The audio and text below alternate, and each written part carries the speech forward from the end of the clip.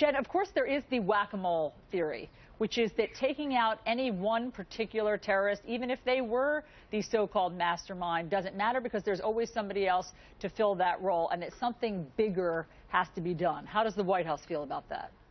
Well, Allison, first, intelligence authorities are certainly not treating what happened in Paris as a one-off. We need to remain vigilant. We need to take every threat seriously.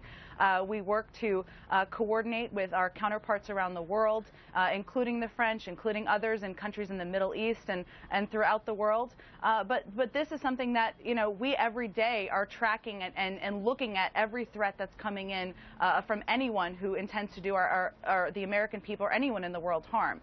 The fact is that we have had a strategy in place for over a year now to take on the threat of ISIL. The President, the United States, has been leading a coalition of 65 countries, but this isn't just about military might. This is also about taking on and destroying their materials, whether that's men or whether that's supplies they have, and that's something we've been working closely with counterparts to do. We also need to enable our partners, boost them up. That means training, that means equipping. That's something that we have increased in recent days, and we also need to work towards a political solution. We need to end the civil war in Syria and end the safe haven that ISIL has there if we want to make our country and the world safer. Jen, all of that sounds logical, but I don't have to tell you that it feels as though it's not working.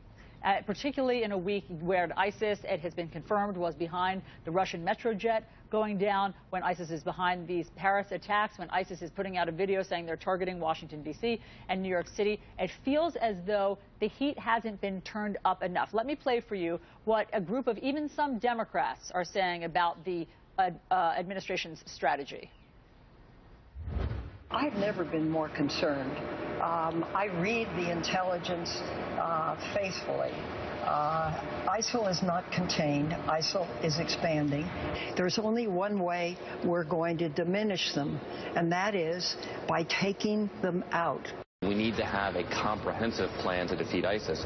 I'm not we have that right now. The timetable is too long that ISIS will be allowed to maintain its space in Iraq and Syria from which it can plan and plot and resource attacks against Europe and the United States. So, Jen, you heard their fellow Democrats saying not contained, no comprehensive plan, timeline not working.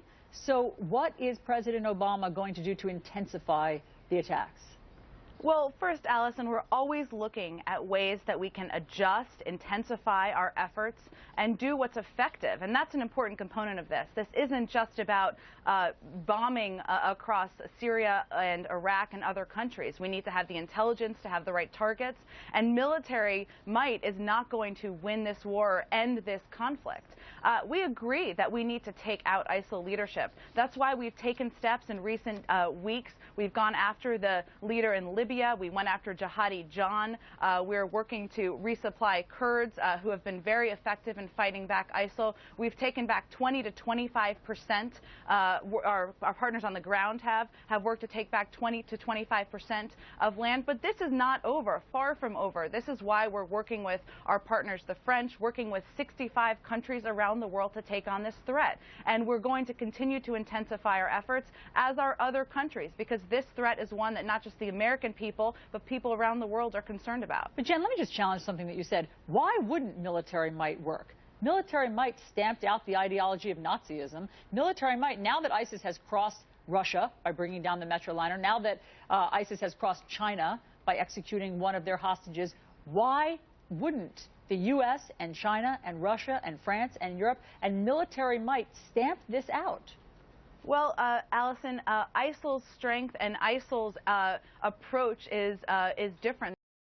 We've seen from terrorist organizations in the past.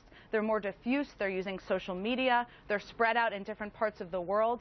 So it's not just military might. It is also about taking on, working with partners like Turkey to close off their border and make sure people are not crossing who are intending to do harm. It's also about taking out their supplies and making sure they don't have the financing and equipment to do harm. It's also about going after them on social media. Taking one singular approach, even though the rhetoric may make people feel good, is not going to end this conflict. It's not going to end the threat of ISIL. That's why we need a comprehensive approach, and that's what we're working with our partners around the world to do.